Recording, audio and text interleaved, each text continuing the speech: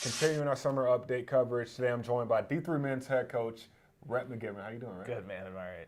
Last time we talked, it was halfway mark of the season, first half of the season. Okay. And we were saying, hey, we need to have a strong second half. Yeah. You guys did that, won 4 out of your last 5 games before regionals, and you had your first ever regional win in school history. Just talk me through, how did you guys make that next step to having that success the second half of the season?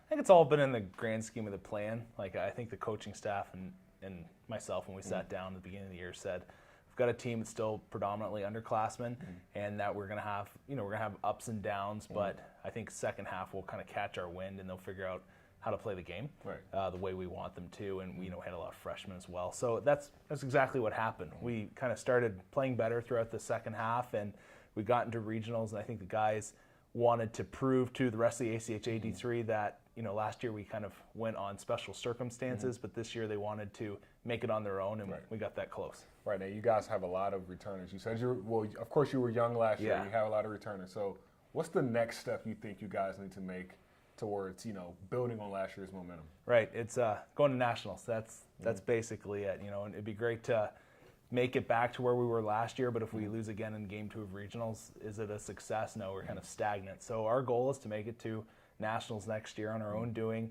And the guys we have coming back, like I know D2 has lost a lot of guys, so there's the chance that some of our guys could be taken up to the next level.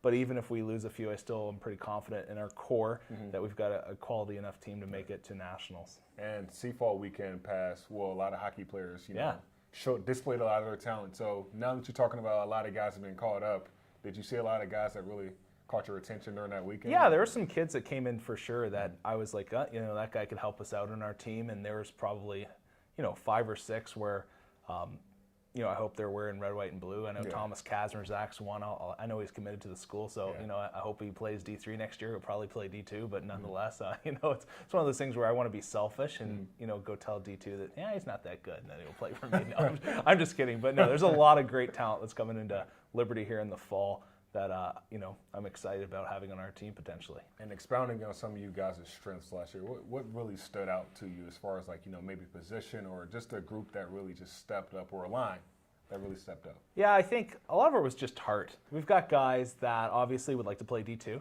but there's a part of their game that needs to be rounded. So I think there's guys that are dedicated to improving their skill trait and their overall game. And so I think that was the big thing. Guys throughout the season became better hockey players. Like Kyle Jasmine, I think, went from being just an offensive guy to a 200-foot hockey player. I thought guys like Jeremy Martin, even though he's graduated, he improved his game. We actually moved him back to defense, and he turned into one of our better defenders throughout the year. Jim Brady went from defense to forward. So guys were just being fit into new places, and sometimes it was trying to put a square peg into a round hole, but eventually we made it fit, and I think at the end we were better for it. Regionals this past year. Yeah. You guys won the first game and lost the second, but how was the team feeling after that first win? It was just like, hey, we did it, or we got a lot to build on. I think it's a little bit of both. Okay. We were, for that hour afterwards, we were all stoked up. I was stoked up. I was screaming on the bench when we won that one.